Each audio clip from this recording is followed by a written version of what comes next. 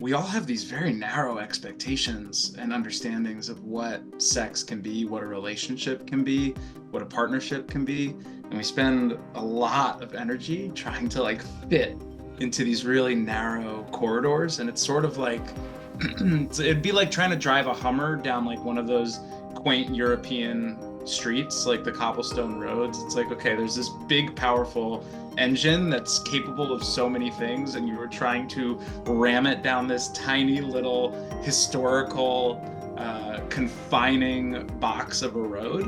And that leads to a lot of pain, and folks just run out of options, and they run out of a place to go to kind of put that car and put that power. So a lot of the work that I do is helping people expand their imagination and expand their horizons so that it isn't like, oh my God, I have to be this one thing for my boyfriend or this one thing for my wife in order to be accepted, to be loved, to be successful in this partnership. Today on The Politics of Sex, we're going to be hosting psychotherapist of sexuality, Mike Rosen, to have discussions about what are some common beliefs today around sex and sexuality and what he sees in his clinical practice of therapy. I work primarily with men and male-identified people, but my clients range across the gender spectrum. I work with non-binary individuals, I work with female individuals, work with a lot of straight folks, a lot of queer folks. It really just runs the gamut. So I get a lot of couples who are coming to me and they're like super duper in love with one another, and they just can't figure out why sex isn't working, right? Like sex is just a part of their partnership that isn't working out for them anymore, and it feels like it's taking over the entire relationship. I get a lot of men or male identified individuals who are just trying to understand their sexuality. They're trying to understand what happens to them, why they freeze when they go into the bedroom, why they don't really feel comfortable or confident in terms of their sex life. Or I think a lot of men show up to sexual intimacy assuming that they have to be a certain way, number one, and two, having never actually thought about what they want their sex to look like, right? A lot of their ideas of sex, a lot of that came from, it was given to them, it was served to them, whether that was like in a health-based sex ed class in middle school, or it was Hollywood or porn. They haven't actually thought about what they want their sex to look like. And so instead, they spend a lot of time trying to get their sex to match what they think their partner wants. And no one can live up to that. It's a lot of pressure to put on a couple inches of flesh. You know what I mean? I mean, everyone presents differently, right, Alexandra? Like, no, I've never heard two people describe their sex life in the exact same way. I think there is this common thread that we spend so much time fearing rejection. Right? These are that is like the primary fear in every relationship, right? That either we're going to be rejected or we're going to be rejected so much that we're going to lose the relationship. So often, and this of course is tainted because by the time somebody comes into therapy, they usually feel like they're already on the ropes, right? Very few people wake up and like, my relationship is going so well, let me start therapy today, right? That's not usually when I hear from people. And so by the time they get to me, they're already feeling like their back is against the wall. And they're in such fear around losing the relationship or being rejected, being told that there's something wrong with them, that they're too dirty or they're not dirty enough, right? That they haven't really thought about what they want, and they haven't given themselves permission for that, or maybe they don't have the tools or the language to go and get it. And so that I feel like is true across the gender spectrum. It would be unfair for me to say, oh, men deal with this and women deal with that. I think that would be unfair. In the 20th century, sex education originated around men and their sexual freedom, and it wasn't until the invention of the pill that there was all of a sudden this realization that women could potentially enjoy sex too and have more sexual freedom. So that's why I'm trying to probe into more, rather than individually, more themes, societal themes between how sex shows up between genders from those messages. Yeah, I think we live in a very repressive, we've made a lot of progress. I want to say, I think we're winning.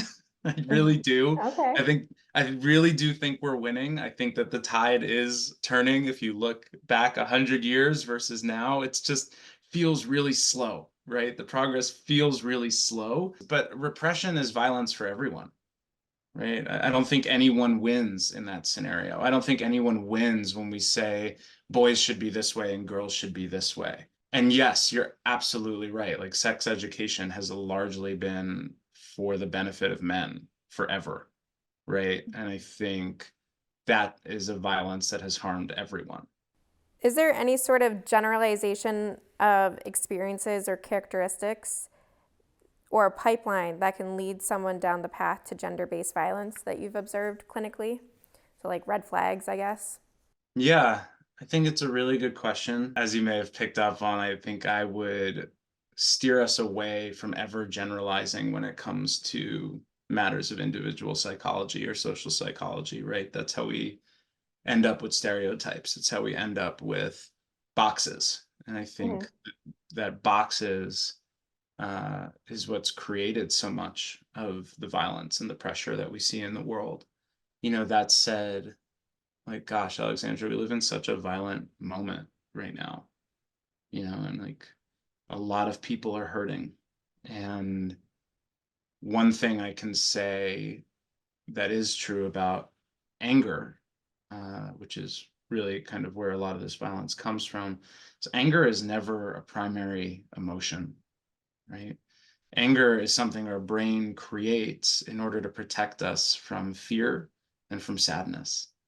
And so the reason I'm sharing that, as an answer to your question is I think when men can't sit with their grief, when men can't sit with their sadness, when men can't sit with their fear, we tend to act out.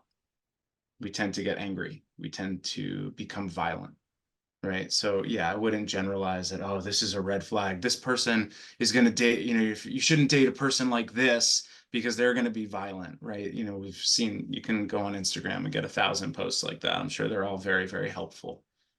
What I know to be true, the only thing I know to be true is that when human beings do not properly address their sadness, their grief, or their fear, they usually get angry. And when they're angry, they tend to get violent. So that's how I would answer that question. Do you think that there is, to probe a little further, do you think that there is a higher instance of loneliness and individualism that has caused separation that can tend to isolate men from community or intimacy? Yes, 100%. I can't speak to the female experience. I'm not one. Right? And I would never dare. I would never dare. I so I don't actually know if it's any worse for men than women because I haven't been one, right? I can tell you that men are generally taught to be individualist, right? That's the very American male ethos, right? Figure it out and figure it out on your own, right? And there's not been this call towards community-based action, community-based healing, and redefining masculinity as a group. We're all like isolated and separated, and it's like chop wood, carry water, chop wood, carry water, right? Which is like great if you're trying to be the Buddha, right? But not so great if you're trying to actually interact with somebody at your grocery store or meet the woman of your dreams, right? So I don't know. I guess I would ask the same. Do you think women are getting more isolated as we go? Is this a product of 2024? Is this a product of gender norms? I don't know. I'd be curious to hear. So I think that it's both. I think that the pandemic has done a number on young people being able to socialize with each other, and having these sort of interactions doesn't always foster that intimate connection.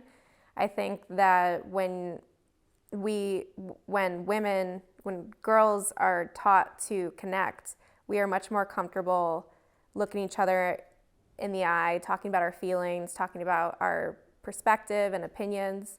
And men are not taught that. They are taught to go through life side by side with their buddies and not engage in that intimacy and that connection that I think leaves them much more isolated. I also think that there is a fear of, or maybe not a fear, a shaming of men who speak about their feelings because it deviates from that toxic masculinity type, and it further isolates men from each other and from any sort of intimate partnership, whether that's with a woman or a man or someone non-binary. I think that there is a very strong movement to change that right now. There's a lot of like excitement in the world of like men's work and, men's group work and things of that nature, where we're starting to see all these programs and organizations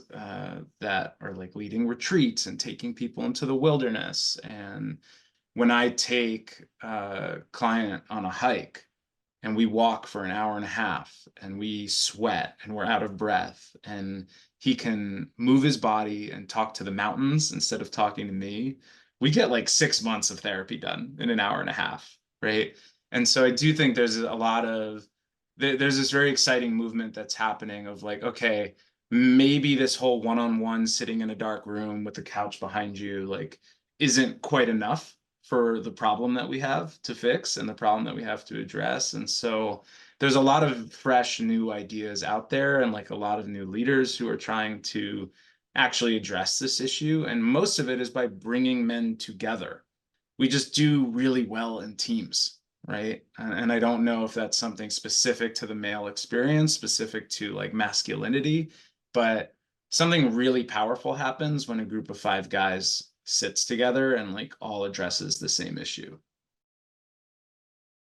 What sort of social, behavioral, political, or public health measures should be taken to help involuntarily celibate men and stop young men from being quote unquote red pilled? I don't think there's any one quick soundbite that solves this, right, Alexandra? And I want us to be really clear that this is, of the many systemic issues we're facing in 2024, I think this is one of them. I think this is systemic. This is not like one guy with one Reddit page. I feel really firmly about what I said earlier, that gender roles are a form of violence, period. These are roles that like they get set so early on in school in terms of who and what people are allowed to be, how we're allowed to express ourselves. And it becomes just like this little tiny cage that I think a lot of men spend like their entire life rattling the bars of. I can't tell you how many young men I've worked with who really had never been asked I know it sounds absurd, but they'd never been asked what they wanted. It's a very bizarre concept because we think of men as having all of the choices and all of the options, right? And yet they've never been encouraged to actually think and choose what they want. It's very strange. I don't know how that dynamic occurred, but to get specific to your question, I would love if we could have a form of education that celebrated all genders and all types of people. I think we need to be doing a lot more to create community and create, like as we talked about a moment ago, this sort of idea of like a group-focused healing, right? Like, yes, me working one-on-one with somebody on their trauma, like, awesome, let's go. But like, I would love, how do we cure the red pill? I think we give boys more choices. We show them more examples of incredible masculinity. Maybe that masculinity wears a dress. Maybe that masculinity plays music. Maybe that masculinity loves flowers. I have no idea. But something that is more expansive than what we're giving. And we actually ask boys, what kind of man, what do you think the ideal man could be or should be? And then we ask them, okay, where do you think those men are? And we then let them go there, right? If their ideal man is somebody who is compassionate and generous and, feels like Mr. Rogers, then let's send them to a meditation class or a Zen class where they're going to learn about compassion, right? If they think that the ideal man knows how to turn garbage into something gorgeous, then let's send them to an art class. Let's teach them how to farm, right? Let's not teach them that the only way to be a man is to be a quarterback. Create a more expansive idea of what men can be. Stop giving such shitty sex education, right? Like, that's harming our girls and our boys. It's harming everyone. I think there's just so much information about how our sex education is failing people. Like, the more they know, the healthier they're going to be. And this is The Politics of Sex.